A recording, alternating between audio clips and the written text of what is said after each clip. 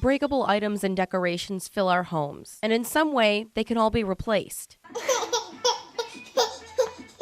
But one breakable thing in the Butts household, there you go, is one of a kind. We first introduced you to Ellie last June. She was born with Osteogenesis Imperfecta, better known as brittle bone disease. They just said that she's the most fragile case that they've actually ever handled. Throughout Ellie's young life, she's already experienced about 100 broken bones.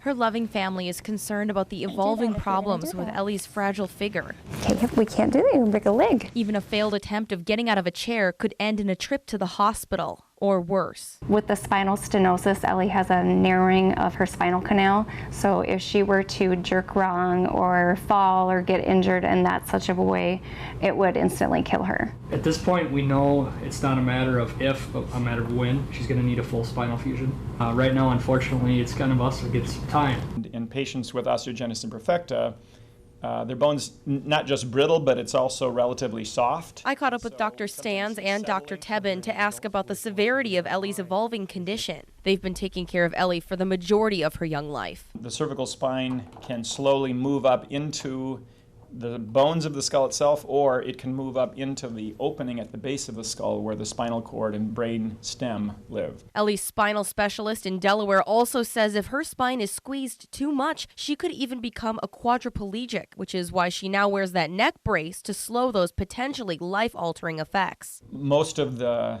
spine surgeries that we do for deformity affect growth.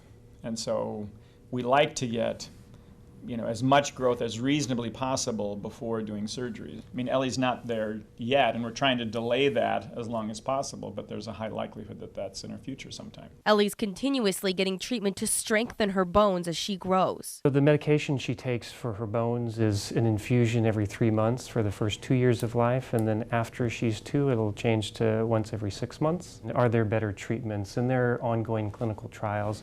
Ellie doesn't qualify for any of those potential trials at this point. When she's a bit older, she may, and I anticipate in the future we'll have better treatments. But with as many physical complications that could keep this little girl from walking, she's found other ways to get around. Hi. Hi, Ellie. Ellie has multiple wheelchairs, including this one imported all the way from Europe. I like to see her independence, too, is my favorite thing. And we don't want to set limits on her.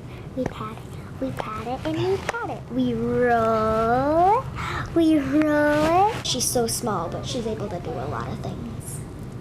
What helps you guys get through everything from the day to day? Hearing her laugh. When I get to come home and I get to see her sitting in front of the door in her wheelchair, waving at me and just smiling, making me so happy. Even on her bad days, she always puts a smile on my face. Turns a bad day into a good one. And in the Butts household, where you'll find many things made of glass, there's really only one precious thing that's absolutely irreplaceable.